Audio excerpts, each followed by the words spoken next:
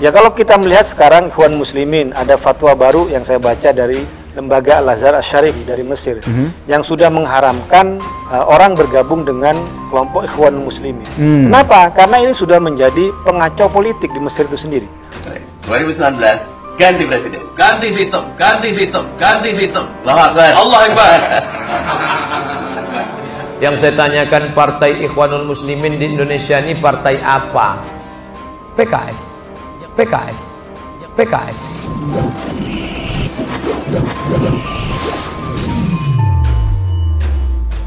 Yang mengatakan berafiliasi, mengambil buku-buku dari Sayyid Qutb, mengambil buku-buku dari Hasan Al-Banna, memakai metode-metode halakoh likoh, yang prinsip besarnya memperjuangkan Islam lewat partai politik. Ada kelompok Islam yang ingin menegakkan negara Islam, tapi caranya bukan kekerasan, caranya adalah demokrasi. Mereka mendaftarkan diri sebagai partai politik, kemudian mengikuti pemilu, ada yang menjadi menteri, presiden, dan seterusnya. Contohnya Ikhwanul Muslimin. Kalau di Indonesia ya PKS. Kalau di Indonesia ya PKS. Kalau di Indonesia ya PKS.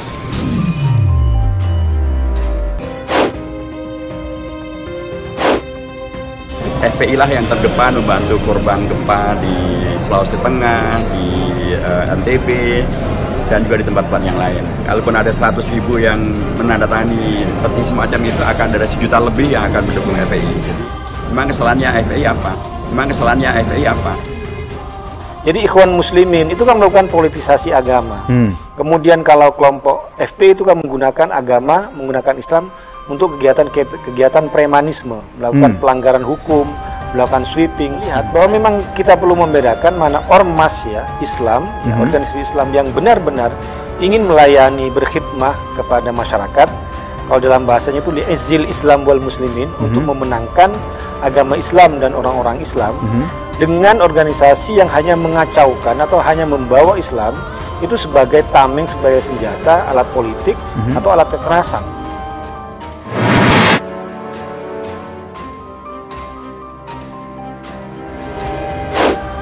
HTI, Presidium Alumni 212 FPI bersama ormas-ormas Islam tetap punya semangat untuk menegakkan Islam di bumi Indonesia tercinta. Takbir, Allahu Akbar. Tegakkan Islam, tegakkan Al-Quran untuk rahmatan lil alamin. Amin. Allahu Akbar. Allahu Akbar. Mujahidin, mujahidat dari FPI, para laskar yang semuanya saya hormati. Saya dengar ada yel-yelnya ya di laskar FPI kita ya. Laskar. Siapa kita? Apa tugas kita? Takbir. Allahu Akbar. Mengapa kami Hizbut Tahrir itu tidak mengikuti jalan demokrasi? Ada 2 alasan. Alasan yang pertama adalah karena demokrasi itu menjadi anggota parlemen dalam keyakinan Hizbut Tahrir itu hukumnya haram, tidak boleh. Seperti Al-Azhar Asy-Syarif ini kan di sini ada NU, ada Muhammadiyah, ada Persis ya, bangun pesantren, madrasah, sekolah, universitas, rumah sakit dan sebagainya. Tapi coba lihat apa yang dilakukan oleh HTI, nggak ada. Mereka nggak bangun sekolah, mereka nggak bangun pesantren, mereka tidak ada bangun untuk pelayanan sosial. Mereka hanya demo, politisasi agama untuk tujuan khilafah. Akhirnya sebagian saudara kita boleh nggak apa-apa masuk ke parlemen, tapi dengan syarat jangan dia menghalalkan demokrasi. Dia hanya masuk lil darurah, lil hajat. Nah, karena itu apa yang saya sudah jawab kejadian tadi, kalau kami tetap fokus ke bagaimana mendidik masyarakat agar gerakan ini esensinya. Masalahnya kan muncul satu frame itu Bung Mardhani. Setuju. Ya kan, jadi seolah-olah itu menjadi satu paket ini bagus. Antara seruannya Bung Mardhani dengan dan karena itu Ketua saya tegaskan, dan acara itu acara private, tiba-tiba disebar. Persis FPI. Coba tanya, FPI berapa masjid yang dibangun? Berapa pesantren yang dibangun? Berapa madrasah yang dibangun? Yang ada hanya mereka mengatasnamakan majelis taklim, ceramah-ceramah, tapi isinya hanya penyebaran kebencian. Dan di sebelah saya juga ada Ustadz Mardhani Alisera yang selama ini selalu berjuang dan memperhatikan aspirasi daripada umat Islam.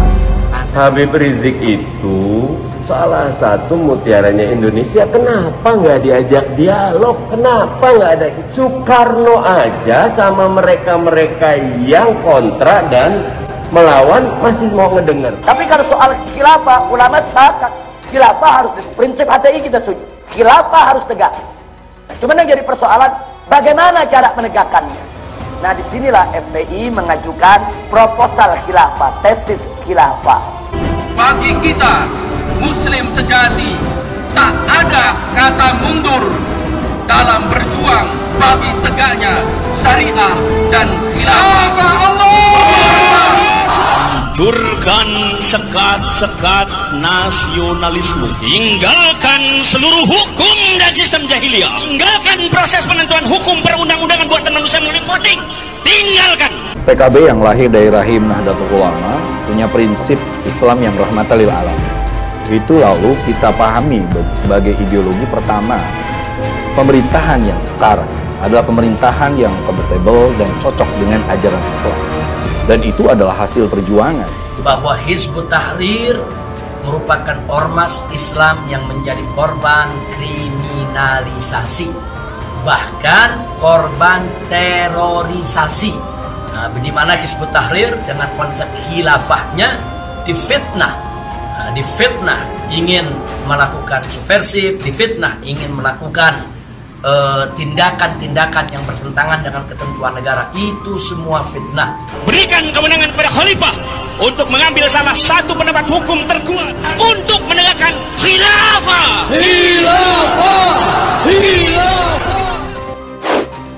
ASN dilarang terlibat baik langsung atau tidak langsung pada organisasi yang menurut keputusan hukum dilarang. Misalnya anggota PKI. ASN juga tidak boleh menjadi anggota aktif atau terlibat dalam kegiatan ormas yang sudah diputuskan oleh pemerintah sebagai organisasi yang dilarang. Misal HTI, nggak boleh ASN menggunakan atribut HTI, menggunakan atribut FPI, terlibat dalam kegiatan-kegiatan HTI maupun FPI. Karena itu di sini ingin saya sampaikan bahwa al-khilafah adalah bagian daripada ajaran Islam. Al-khilafah sekali lagi adalah merupakan bagian daripada ajaran Islam. Seperti HTI. Sebelum dilarang HTI itu kan orang nggak tahu. Orang tua nggak tahu, dianggapnya orang yang anaknya gabung dengan HTI kayak gabung ke pengajian, ke PMBI, organisasi biasa. Ternyata kan tidak. Nah, sekarang juga masyarakat awam juga perlu tahu, perlu dilindungi. Jadi kalau Rasulullah SAW berbagai dalil telah dikaji oleh para ulama dan mengatakan bahwa khilafah itu hukumnya wajib, kalau saya bertanya kepada saudara-saudara peserta rapat dan pawai akbar di sini, apa hukum menegakkan khilafah, saudara-saudara? Anda bisa baca, kalau Anda salah satu daripada aktivis FPI, itu dituangkan di hasil Munas yang lalu, bukan Munas kemarin. Di sana ada 10 langkah untuk menuju khilafah Islam. Saya ingin tahu ketegasan dari ibu-ibu sekalian. Apa hukum menegakkan khilafah, ibu-ibu? Jadi jangan pernah sekali-kali ada yang menyatakan bahwa khilafah itu merupakan bagian daripada konsep terorisme atau konsep radikalisme atau konsep ekstremisme. Kita tahu bahwa 500 tahun khilafah Turki Utsmani berkuasa dan menguasai berbagai bidang kehidupan lalu jatuh, maka muncullah psikologi yang kalah.